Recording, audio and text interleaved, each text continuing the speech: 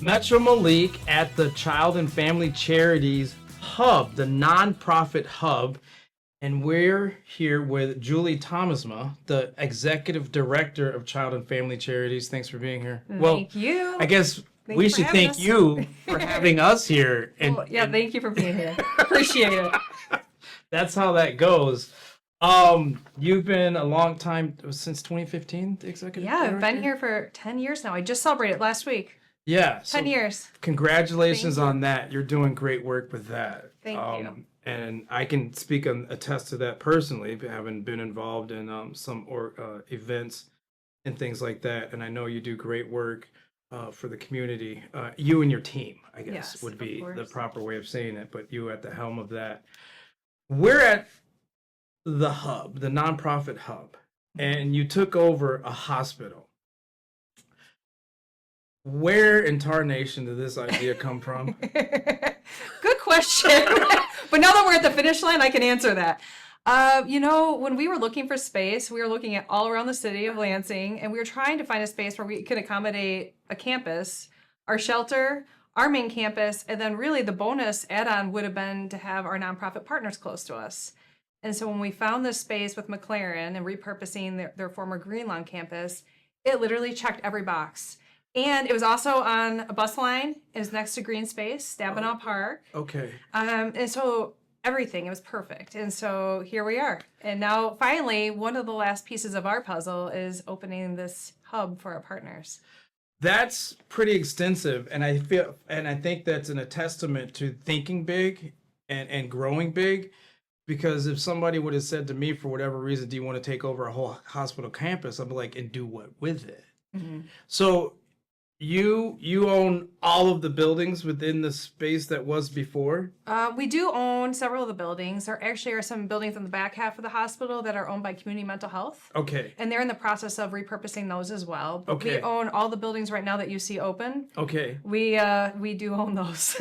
And we're trying to pass it forward with doing great work with the community and our nonprofit partners here in the hub. And that's where the connection goes in. You want it to be a space where you're already working with people or organizations that you're connected, Yeah. but then now you're in close proximity.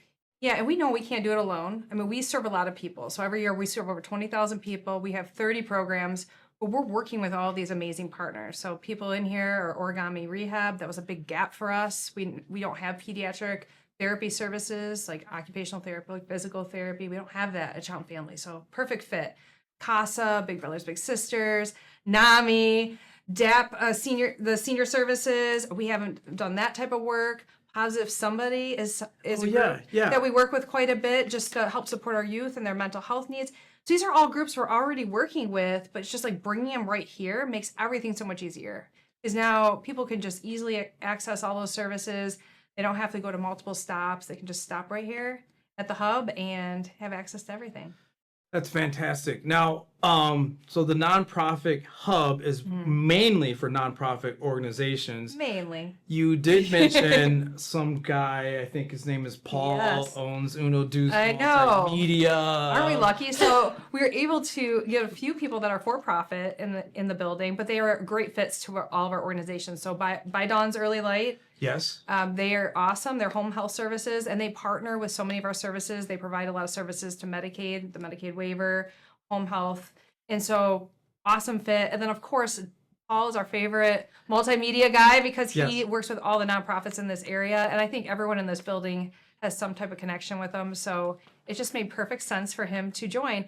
And I had the perfect room for him because we had an old X-ray room or MRI room. Right. And so it's our sound booth right now that we're in. So, I mean, you couldn't really beat it. When I showed him the space, he's like, okay, this is perfect. And so he was able to come on into the hub as well. And Paul has built his mission on helping nonprofit organizations. And so that's why something like that fits. What kind of things do you see as successes so far? Well, as soon as people started moving in, I immediately started seeing the collaboration. So it was, talking about funders, how, we're all navigating new political and funding climates. And so everybody was trying to get together and talk about how we're working through that. When we were talking about client needs, it's like, hey, we do that, or hey, you have the basic needs covered, I have the mentoring aspect covered, and it just seemed like the synergy started right away. Started before people moved in, because they're already talking, because we're getting together planning the space, and then as soon as people started moving in, it was perfect.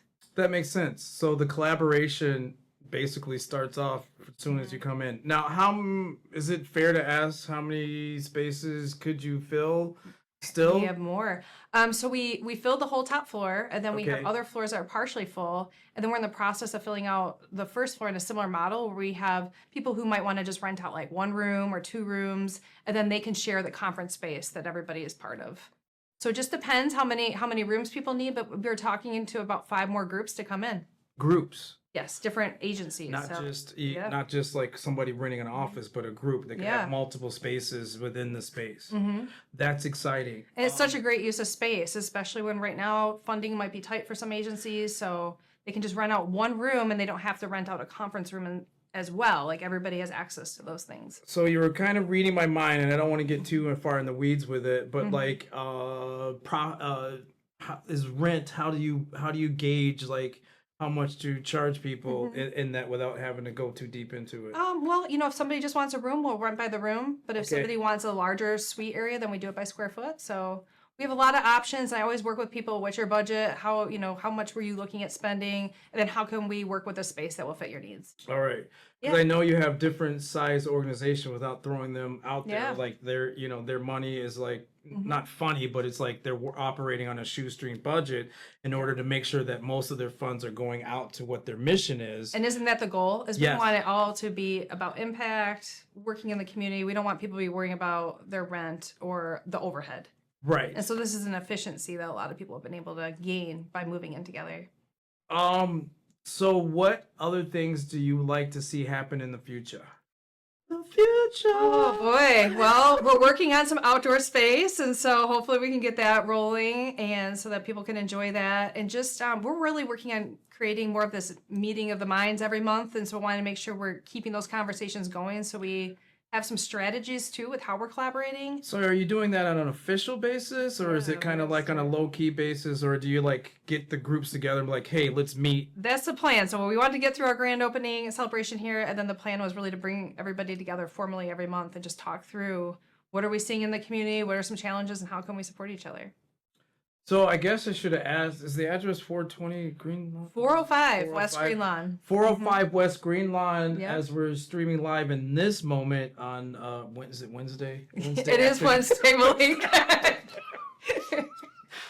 If you want to come down and check it out, Please do. We have that food. can happen right now. Yeah, we have food out there, entertainment, music. It's great. And get a tour of the hub and check it out, the space. And if you're a nonprofit that's just interested in learning more, then I'd be happy to show you around. All right, but if you cannot leave work, how can people get more information about the nonprofit hub or possibly book a tour?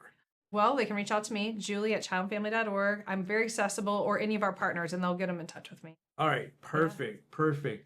That was the questions that I have, and I always like to ask, is there anything that I've left out that you would like to share? Well, we had some awesome funders that made this possible. So the DART Foundation helped, the Community Foundation, Jackson, and Manor how do I say it? Manor? I'll just say Manor. Okay. Custarian. Yes. We're not going to give you static for that because it's all under the gun. All right. But these are amazing partners for us. And so we're just really thankful for people who were behind our vision and really helped make this big dream a reality. This is kind of the cherry on the top with the campus. So that's fantastic. Just really very happy that people were able to see what we were trying to do. Well, I have to say, with the work that you do, you have such a great attitude about it, and like I told you recently, you have resting, smiling face. And I didn't know if I was going to be insulting, but then he gave me a compliment. So the setup was meant to. That was purposeful. But yeah, I'll take it. You're doing great things. Your organization is doing great things, and you continue to do great things. And I applaud what you have done here. Thank you, Malik. And it's awesome for our community. Thanks for always supporting our work and the nonprofits in this area. Because hey, we know we're doing a lot of tough work right now, so we really appreciate you too. It takes a village. Thank you. And especially when it comes to the kids, it just takes a village. It does. And Yep. that is heartfelt. And I try. So thank you. But you guys are doing the hard work. So thank you for being here. Thank you. All right. All right. Am I all set? Bye, everyone. Are we off? Or not? Oh, I have work to do. All right. Hold on. No, sit right here. Acme Home Exteriors is more than a contractor. They're your neighbors committed to building trust and lasting relationships. At Acme, their success allows them to give back by supporting local nonprofits and the community that they call home.